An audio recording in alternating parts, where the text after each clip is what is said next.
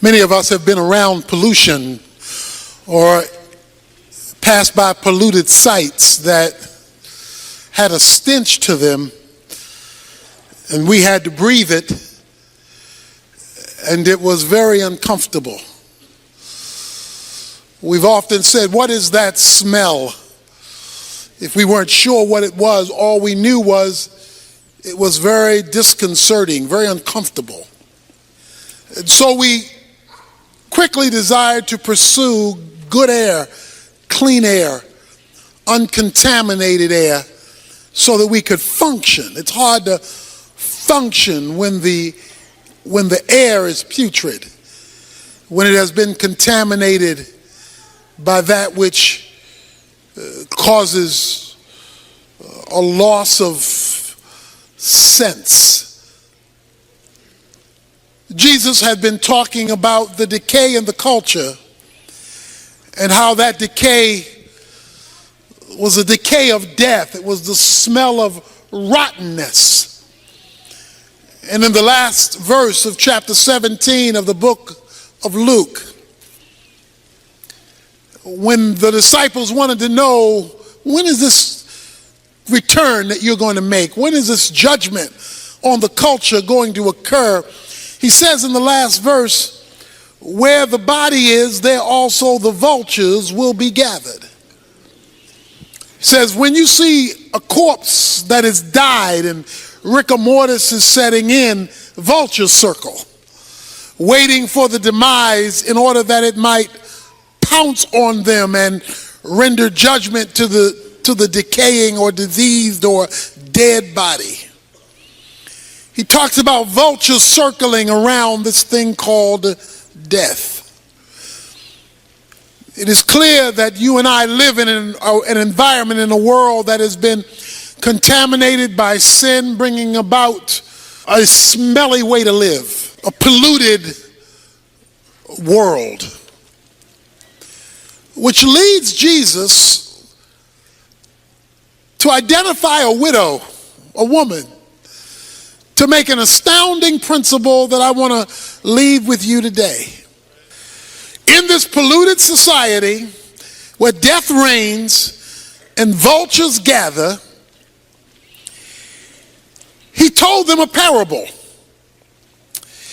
He states the premise of the parable up front. He says in verse 1, at all times men ought to pray and not to faint. Some of your versions read, other versions read, lose heart. The idea is quitting, throwing in the towel, saying, I can't take it anymore.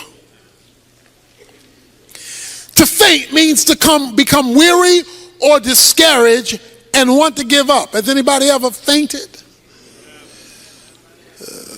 You can't take it anymore. You don't know how much longer you can endure this, because the circumstances hovering around you, the vultures that are hovering around you, are indicating a situation that is dead or dying, and you see absolutely no hope.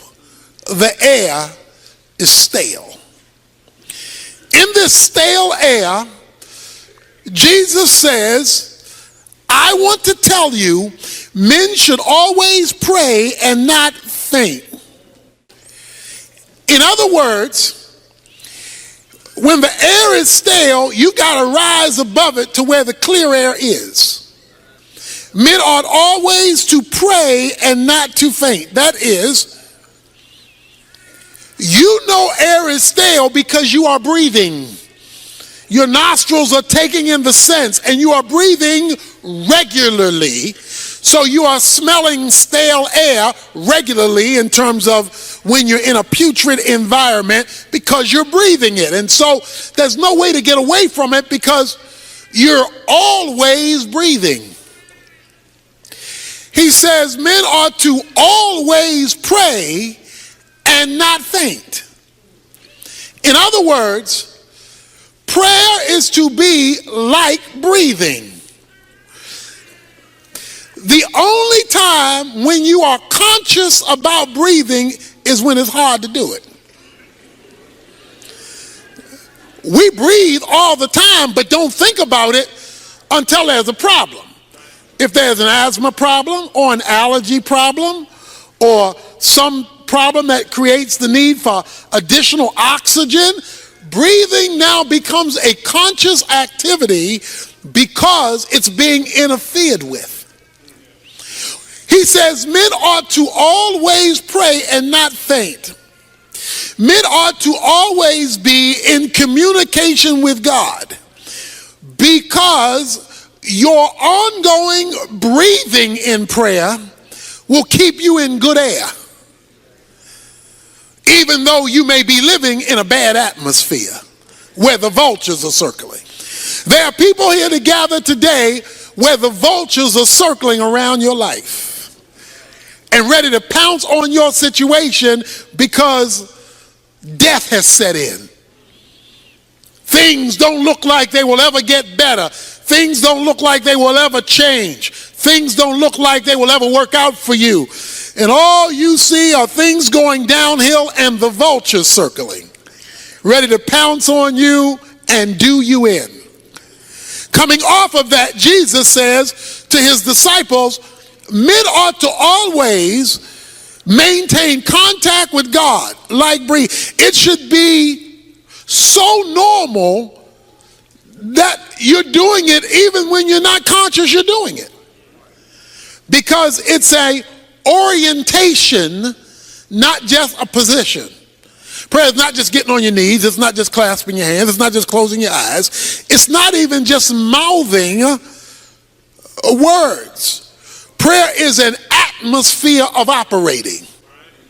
You are operating in connectivity with God. Or as the word we've looked at last Wednesday, abiding. This is the air I breathe. The song says, I am in constant contact with God, which means that you are praying more than you know you're praying. See, sometimes we're praying and we identify the formal times. But there ought to be informal time, because if prayer is an atmosphere, if it's a breathing, then that means you're in contact with God as a normal way of functioning, not just as a scheduled activity that you do. There's this orientation. He wants men to always pray and not faint. That's his thesis, his major point. Where God is interfaced with as a way of life, not simply as a schedule. There ought to be that, the time in your closet, a scheduled program. That leads him to a story that he wants to tell about this that is extraordinary. And most of us have read this story many times, but perhaps there's something in here that you may never have seen before, yet I believe it is the epicenter of the point of the parable, and will totally change your life, my life, if we grasp it. In a certain city, we're told, there is a judge who does not fear God nor men. In other words, he doesn't care what God thinks, and he doesn't care what people say, because he is the judge. During biblical times, it was a lot like Western times, when there would be the circuit judges, and the Western towns would wait for the judges to come to hold trials, and the judges would go from town to town to town, and they would hold the criminals in the town jail until the judge came to render a verdict. So they were circuit judges. And so these judges would go from town to town to town to mitigate cases relative to issues that had popped up in the town. So there is this judge, but we're told something about the judge, that the judge is an unrighteous judge. In other words, he does not operate legally. He does not operate according to the rules. He makes up the rules as he goes, and he doesn't care what God thinks or what rules men have passed. He's going to do his own thing. Judges like this were easy for bribes. The wealthy could always be set free because the wealthy could buy their way out of their problems. And since he wasn't righteous, he could easily be bribed. So we're told that there is this judge. He's going to render judgment, but he's not going to do it righteously. So that's the man. And he doesn't care what God thinks. He doesn't care what man says. There is also a widow in the story. There's a woman. She's been married. Most likely they're children. We don't know that for sure. But we know that her husband has died. Now, when Jesus tells the story, he picks the weakest scenario he can pick. Because in the Bible, the lowest of the low are the orphans and the widows. From Genesis to Revelation, when God wants to make a point about the lowest of the low, he will pick orphans and widows. This widow had a number of problems based on biblical history. First of all, there was little protection for women. Women were not viewed as high, as valuable as they were created to be, and that was the norm of the culture.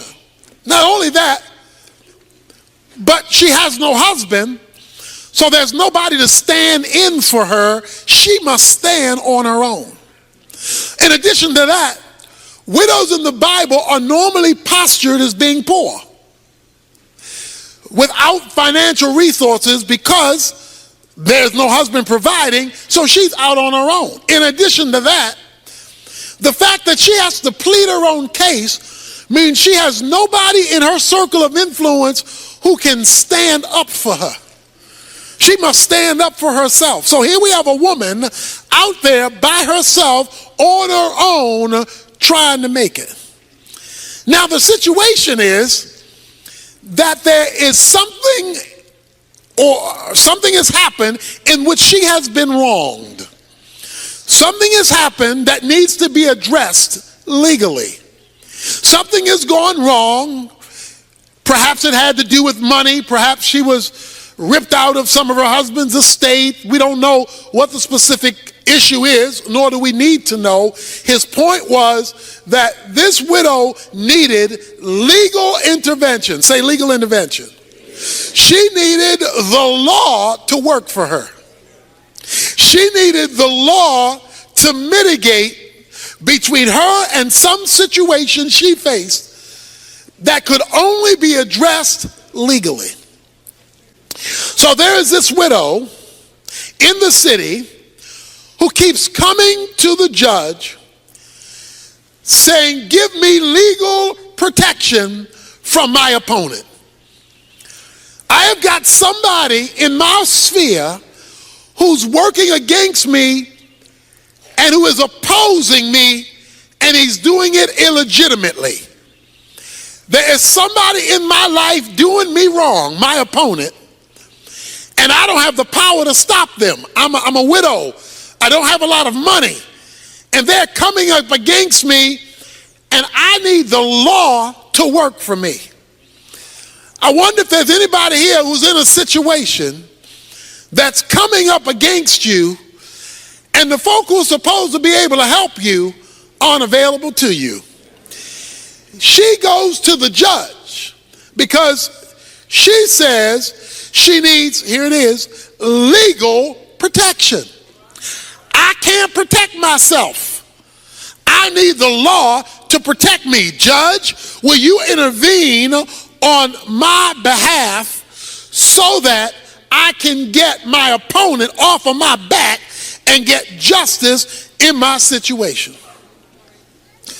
Verse 4 says, for a while the judge was unwilling.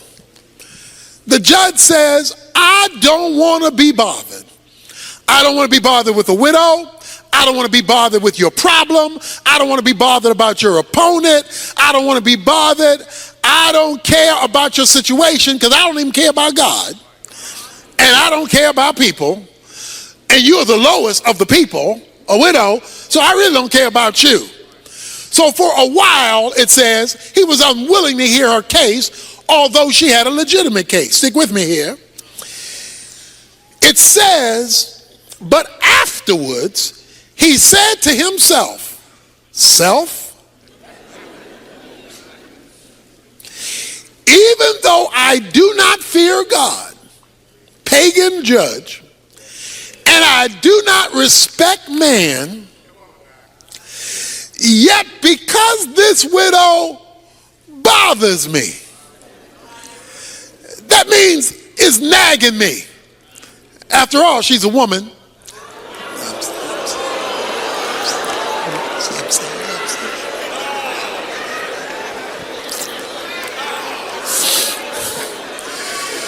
Let's give the benediction.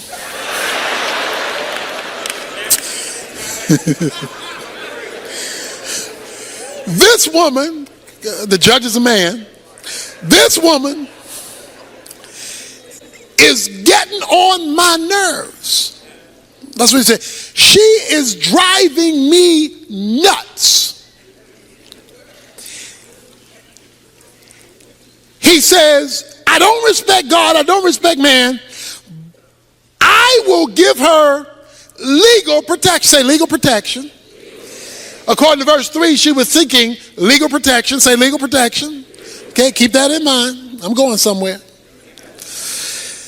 Even though I don't fear God, I don't fear man, otherwise, if I don't do something about this lady's problem, she's going to keep coming to me. Because she won't let me go. Every time I show up, she shows up. Every time I have another person's case, she brings up her case. This woman won't let me go. She won't get off my back. And if she keeps coming, watch this, she will wear me out. Anybody here ever been worn out by a woman? I hope you're sitting by yourself, mister. Brother, just raise his hand like that. He says, this woman is going to wear me out. The Greek word wear me out literally is rendered, give me a black eye. Give me a black eye. The issue was not that she was going to punch him out. To give a black eye meant to ruin my reputation. To give a black eye means to ruin the person's reputation. He says, if this woman keeps coming, she's going to ruin my name. So this is what the woman was doing. In order to ruin his name, that meant she would have to be telling other people about the unjust judge. Because to ruin somebody's reputation, you're ruining their reputation among others. So evidently, this woman would show up at a court scene and say, this judge is not right. He ain't right. I've been having a problem and he won't get my problem. He's not right. She said, he knows he's not right. He's an unrighteous judge. He doesn't care about God nor man. He doesn't want everybody to know he's not right. He just wants he to know he's not right. And if this woman keeps coming, it's going to be clear to everybody, I'm not right. And I don't want to look not right to everybody. So to get this woman off my back, to get her out of my grill, to get her off of me, what I am going to do is I am going to give her legal protection. Say legal protection. I am going to address her situation so that I can get her off my back, so that I can save my reputation. Let me say that again now. I'm going to get her off my back. back so that I can save my reputation. I need to say that one more time. I'm going to give her legal protection, not because I want to give her legal protection, not because I care about this woman. I want her off my back, and I want to protect my reputation, so therefore I'm going to intervene in her circumstances. Now that's the parable. That's the point. Now Jesus wants to apply it. Why are you telling us this, Jesus? In this place of bad air, where the vultures are circling, we're to maintain constant contact with God, and you tell us this story about a judge and a widow woman. What's the point? And the Lord said, verse 6, hear what the unrighteous judge said. In other words, pay attention to the unrighteous judge. Now, the widow is critical to the story, but to get the point of the story, pay attention, Jesus said, to what the unrighteous judge says. I don't fear God, I don't fear men, but this woman is driving me crazy, and she's going to ruin my reputation. Pay attention to that, Jesus says. And then make a contrast. Here's the contrast. Verse 7. Now will not God bring about justice for his elect who cry out to him day and night, and will he delay over them long? Jesus says this. Listen to what the unrighteous judge said, because he says if you miss what the unrighteous judge says, you're going to miss the whole point. He says, an unrighteous man who didn't care about God, he didn't care about people, he didn't care about legalities, he didn't care about justice, he cared about his reputation. He cared about his name and not being nagged to death by this woman. He was out to protect his name. And in order to protect his name, he had to respond to this woman, because this woman was giving him a black eye, messing up his name, his reputation. He had to do something, because as bad as he was, he cared about his reputation. He says now, if a wicked judge cares about his reputation, and he wrong, but he still cares about his reputation, will not God, who's not an unrighteous judge, he's a righteous judge, will not God, verse 7, bring about justice for his elect? The widow was a stranger to the judge. The elect are not strangers to God. The elect are God's chosen ones. They're God's children. You and I, who belong to Jesus Christ, make up God's elect. If an unrighteous judge who doesn't care about God nor men will bring legal protection to a stranger to protect his reputation, how much more will God bring about justice to his children, his elect, since he's the righteous judge and does care about justice, and will he delay long over them? Now, what I want to draw your attention to is a phrase that I've been asking you to repeat. Legal protection. See, it's easy to read the story, and twice in the story, the word legal protection is raised. Twice. And its cousin is raised in verse 7, justice. She was seeking justice through the legal protection of the law. But let's put it another way. The issue for the widow was not whether the judge liked me. It was not whether the judge knew me. It was not whether the judge felt sorry for me. The issue on the table was the law.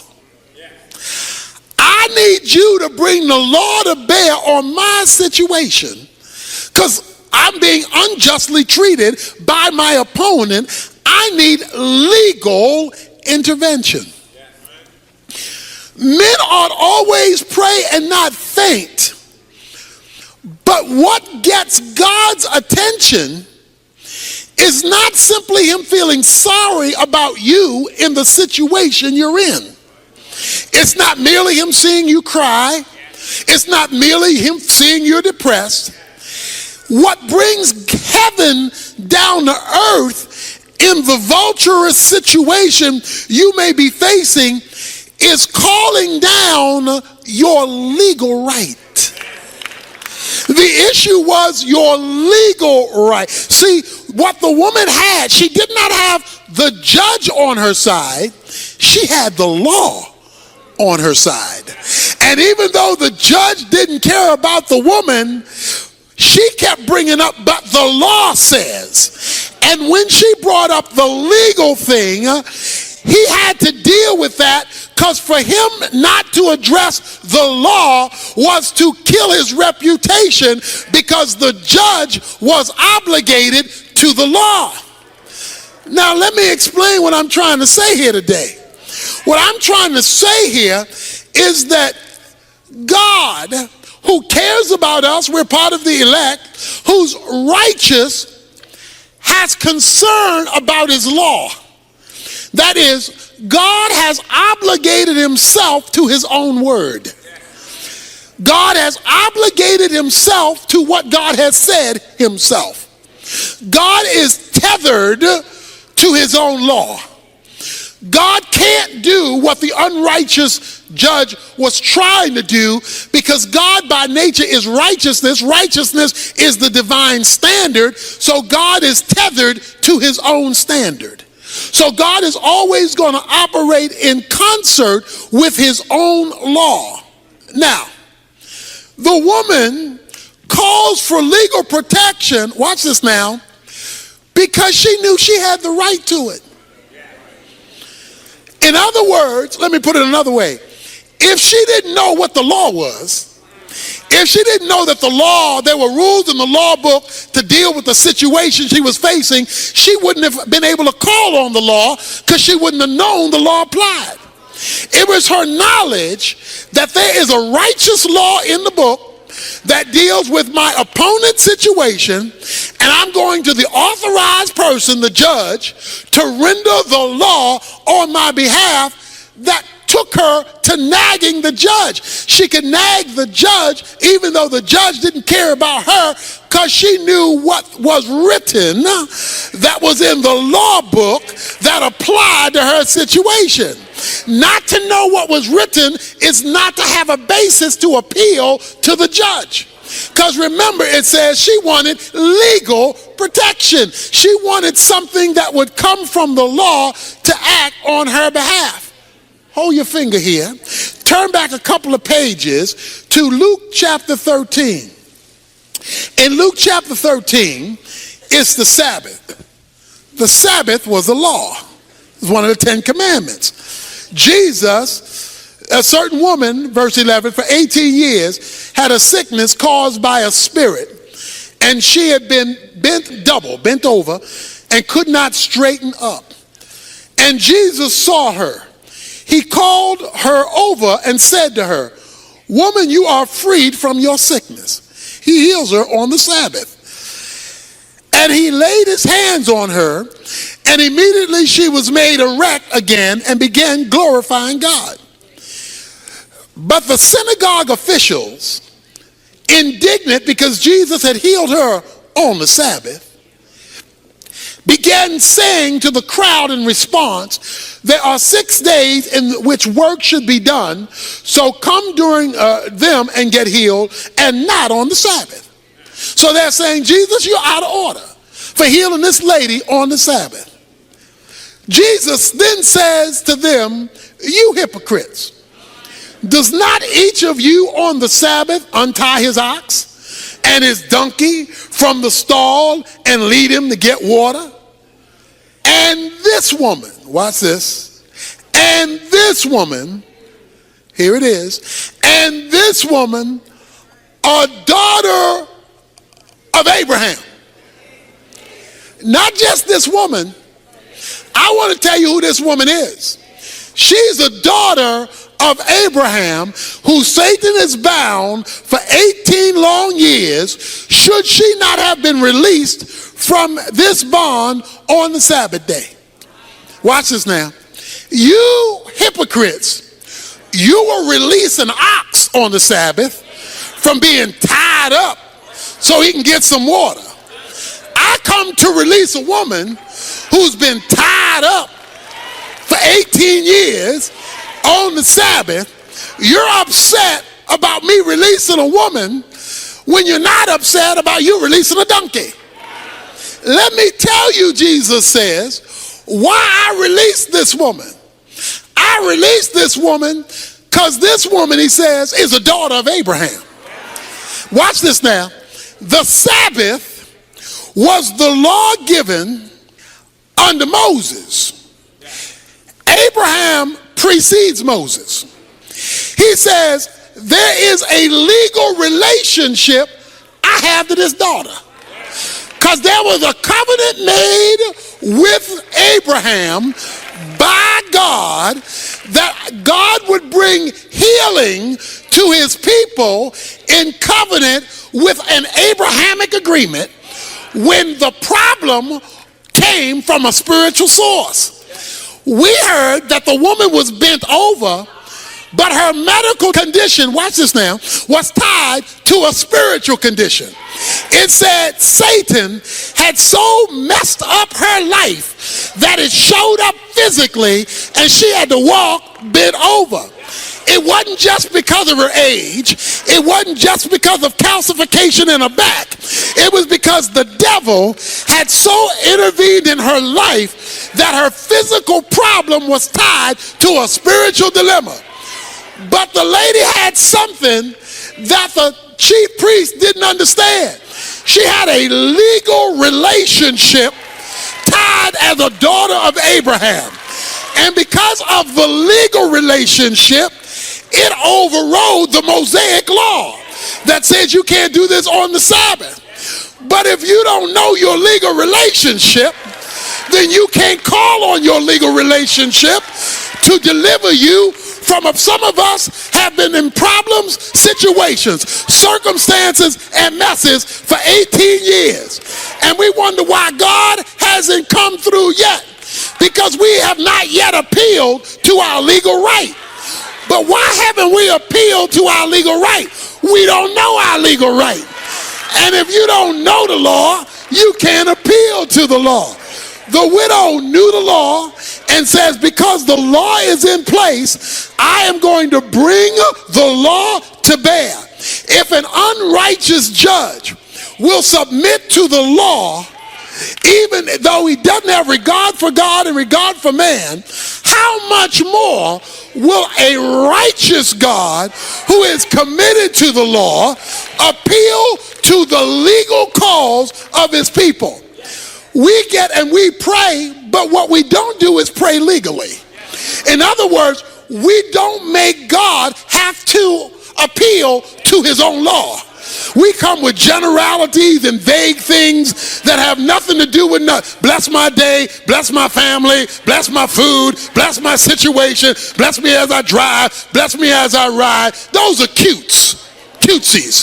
He says, when you've been jacked up for 18 years, when life has just messed you up, when you're like the widow and you have no place to turn, you need to know your rights. Everybody in here is an American citizen. You need to know your rights. If somebody wants to search your house and doesn't have a court-ordered right to come in there, you need to know your rights. You need to know your rights that you have a right to a lawyer if you are arrested. You need to know your rights, because if you don't know your rights and a policeman arrests you who doesn't fear God and doesn't fear man, he could jack you up if you don't know your rights. But when you know your rights, then you can call with authority on that which you deserve because of your legal status. He says men ought to pray, but not in some vague way.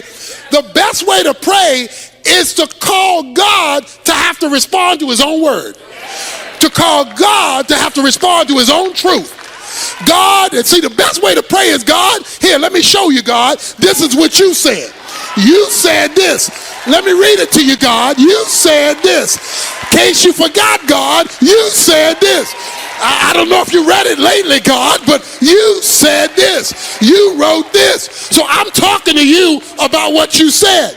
You say, well, what difference will that make? He tells you at the last verse, verse 8, I tell you that he will bring about justice for them quickly. However, when the Son of Man comes, will he find faith on the earth? He says, some of us have been waiting a lot longer than we should be waiting. Some of us have been struggling a lot longer than we should be struggling. Why? Because we'll talk to God about stuff, but we will not call on God in terms of his law, in terms of what he has written.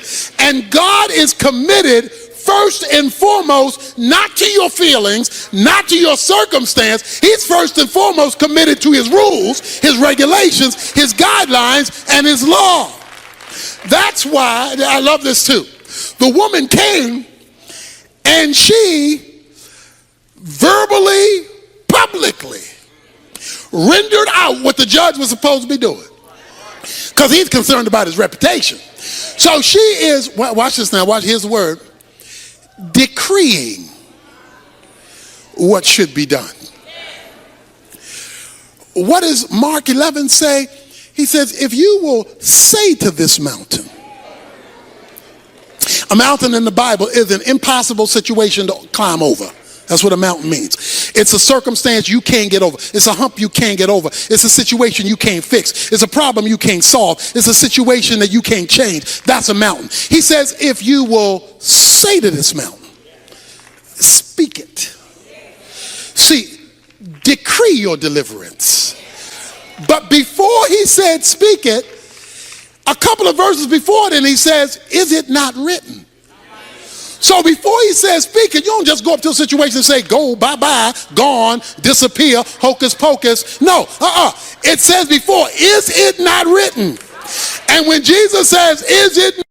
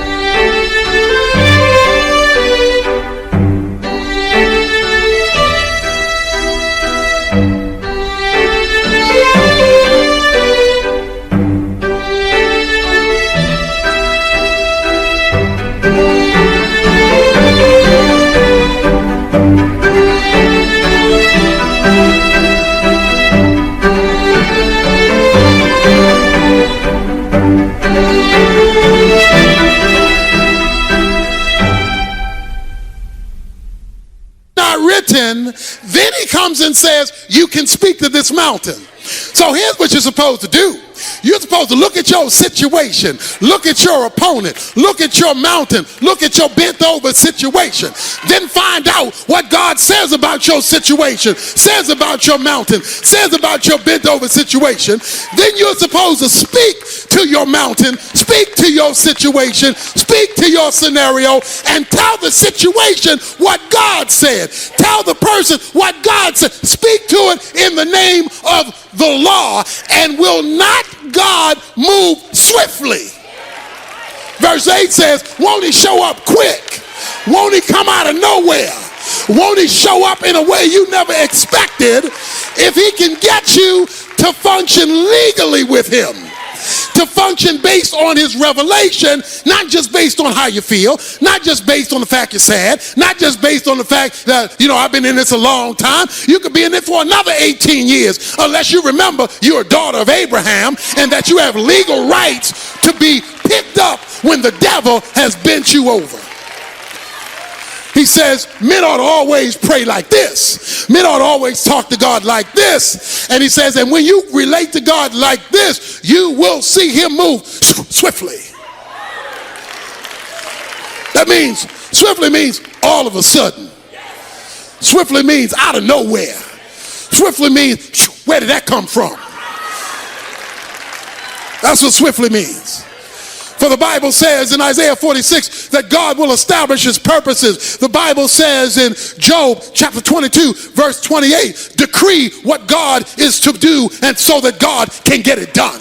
So you ought to speak to your situation, but in the name of God, not your words. You ought to speak his words into the situation, because God is not bound to what you think. He's not bound to what other folk think. He's not bound to how you feel. He's not bound to how other folk feel. He's not bound to what you've been raised to believe or what other people think you ought to believe. He's not bound to your mama. He's not bound to your daddy. He's not bound to your friends. He's not bound to your coworker. He's not bound to your supervisor. He's not bound to your neighbor. He's not bound to your governor. He's not bound to your president. He's bound to his own word, and that's the only thing that he will commit himself to.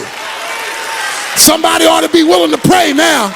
Somebody ought to be willing to call on him now, day and night, night and day. You ought to get up and say, that's what you said.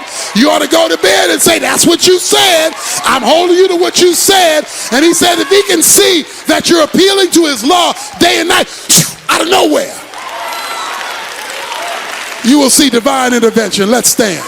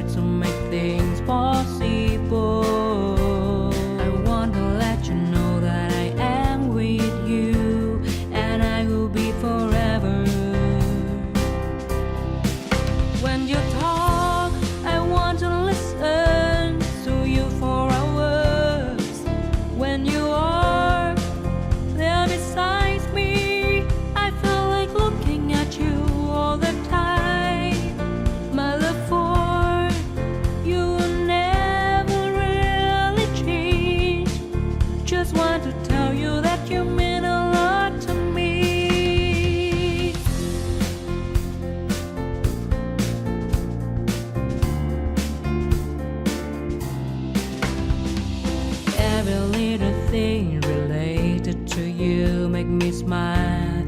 I know you are doing